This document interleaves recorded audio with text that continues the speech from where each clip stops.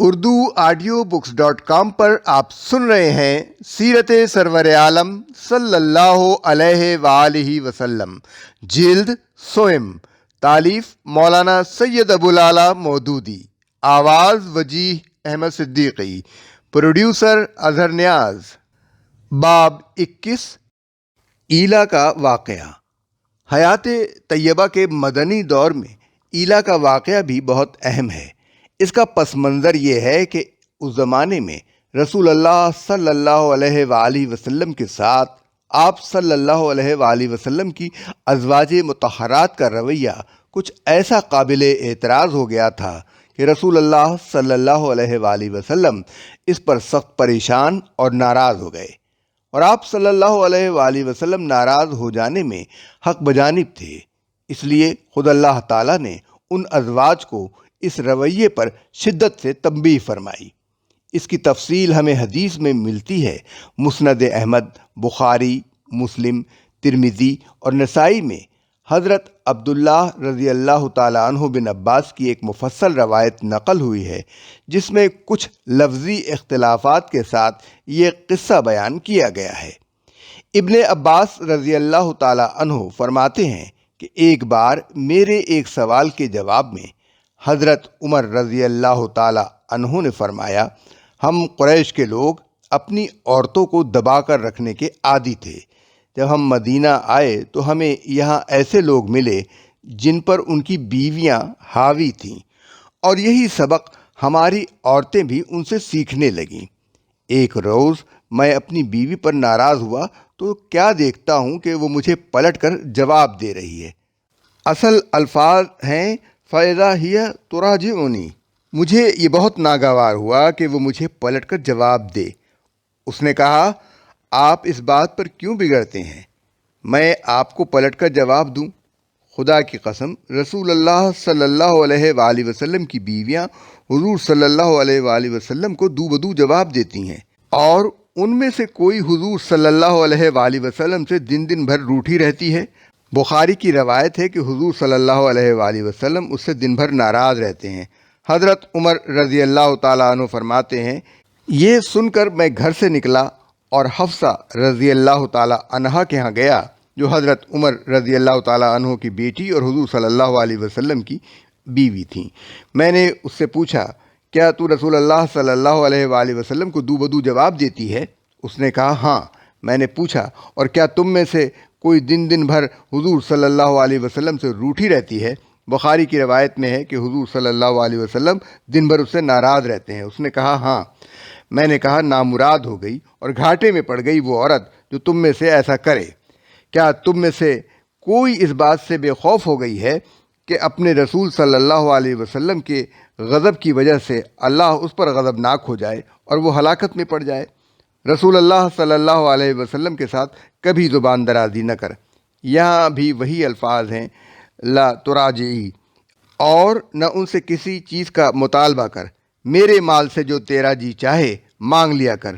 تو اس بات سے دھوکے میں نہ پڑ کہ تیری پڑوسن، مراد ہیں حضرت عائشہ رضی اللہ تعالی عنہا، تجھ سے زیادہ خوبصورت اور رسول اللہ صلی اللہ علیہ وآلہ وسلم کو زیادہ محبوب ہے۔ اس کے بعد میں وہاں سے نکل کر ام سلمہ رضی اللہ تعالی عنہا کے پاس پہنچا، جو میری رشتہ دار تھیں، اور میں نے اس معاملے میں ان سے بات کی۔ انہوں نے کہا، ابن خطاب، تم بھی عجیب آدمی ہو، ہر معاملے میں تم نے دخل دیا، یہاں تک کہ اب رسول اللہ صلی اللہ علیہ وآلہ وسلم اور ان کی بیویوں کے معاملے میں بھی دخل دینے چلے ہو۔ ان کی اس بات نے میری ہمت توڑ دی، اور اس پر میں خاموش ہو گیا۔ بخاری میں حضرت انس رضی اللہ تعالیٰ عنہ کی روایت ہے کہ حضرت عمر رضی اللہ تعالیٰ عنہ نے فرمایا، نبی صلی اللہ علیہ وآلہ وسلم کی بیویوں نے آپس کے رشک و رقابت میں مل جل کر حضور صلی اللہ علیہ وسلم کو تنگ کر دیا تھا۔ دو بیویوں نے تو حضور صلی اللہ علیہ وآلہ وسلم کے مقابلے میں جتھا بندی کر لی تھی۔ وہ کون سی دو بیویاں تھیں؟ بعد ازاں نازل ہونے والی سورہ تحریم کی آیت 4، اگر تم دونوں اللہ سے توبہ کرتی ہو تو یہ تمہارے لیے بہتر ہے، کیونکہ تمہارے دل سیدھی راہ سے ہٹ گئے ہیں۔ اس آیت کا خطاب صاف طور پر دو خواتین کی طرف ہے، اور سیاق و سباق سے معلوم ہوتا ہے کہ یہ خواتین رسول اللہ صلی اللہ علیہ وآلہ وسلم کی ازواج مطہرات میں سے تھیں۔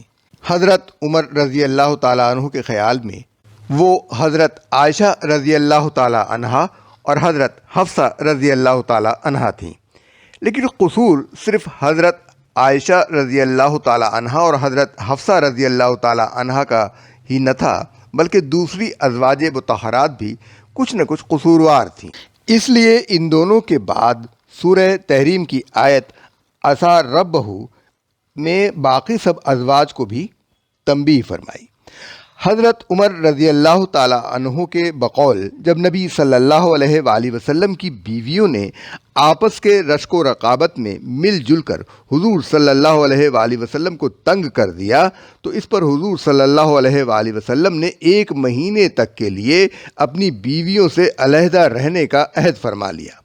سب بیویوں سے مقاطعہ کر کے اپنے بالا خانے میں بیٹھ گئے۔ میں مسجد نبوی میں پہنچا، دیکھا کہ لوگ متفکر بیٹھے ہوئے کنکریاں اٹھا اٹھا کر گرا رہے ہیں اور آپس میں کہہ رہے ہیں کہ رسول اللہ صلی اللہ علیہ وآلہ وسلم نے اپنی بیویوں کو طلاق دے دی ہے۔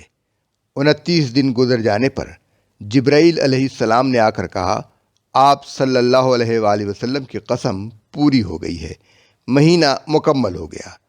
پھر میں نے حضور صلی اللہ علیہ وآلہ وسلم سے پوچھا کہ آپ نے بیویوں کو طلاق دے دی ہے؟ حضور صلی اللہ علیہ وآلہ وسلم نے فرمایا نہیں۔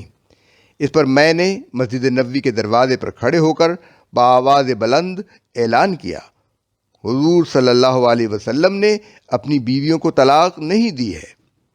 ان تمام روایات سے کچھ اندازہ ہو سکتا ہے کہ اس وقت رسول اللہ صلی اللہ علیہ وآلہ وسلم کی خانگی زندگی میں کیا حالات پیدا ہو گئے تھے، جن کی بنا پر یہ ضروری ہوا کہ اللہ تعالیٰ مداخلت کر کے ازواج مطہرات کے طرز عمل کی اصلاح فرمائے۔ یہ ازواج اگرچہ معاشرے کی بہترین خواتین تھیں، مگر بہرحال تھیں انسان ہی اور بشریت کے تقاضوں سے مبرہ نہ تھیں۔ کبھی ان کے لیے مسلسل اسرت کی زندگی بسر کرنا دشوار ہو جاتا تھا اور وہ بے صبر ہو کر حضور صلی اللہ علیہ وآلہ وسلم سے نفقے کا مطالبہ کرنے لگتی۔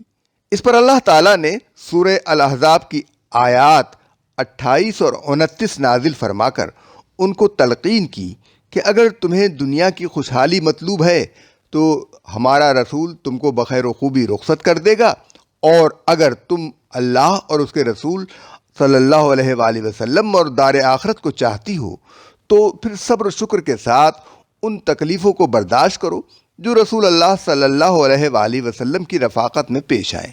تفصیل ملاحظہ ہو تفہیم القرآن جلد 4 الاحزاب حاشیہ 41 اور دیباچہ سورہ الاحزاب صفحہ 84۔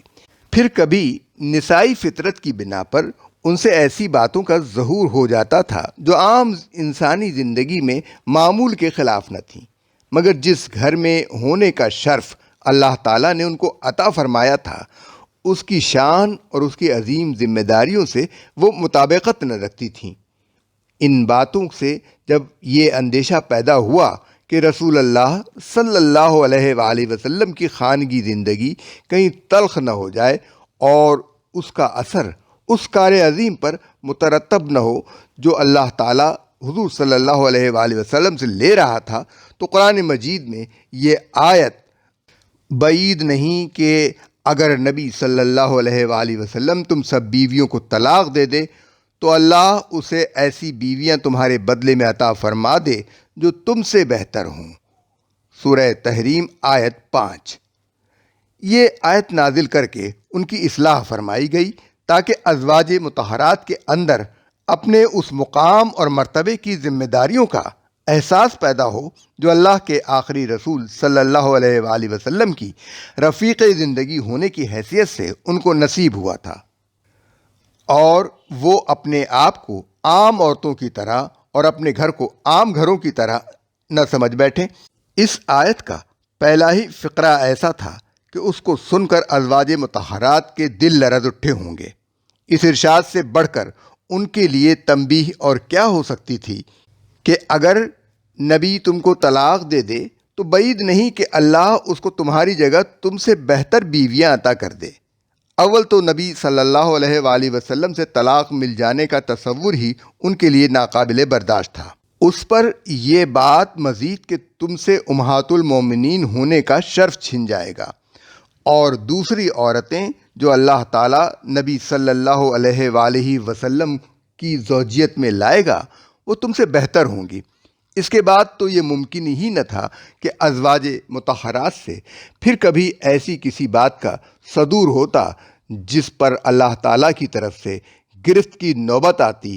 یہی وجہ ہے کہ قرآن مجید میں بس 2 ہی مقامات ہم کو ایسے ملتے ہیں جہاں ان برگزیدہ خواتین کو تنبیہ فرمائی گئی ہے، ایک سورہ الاحزاب اور دوسرے یہ سورہ التحریم۔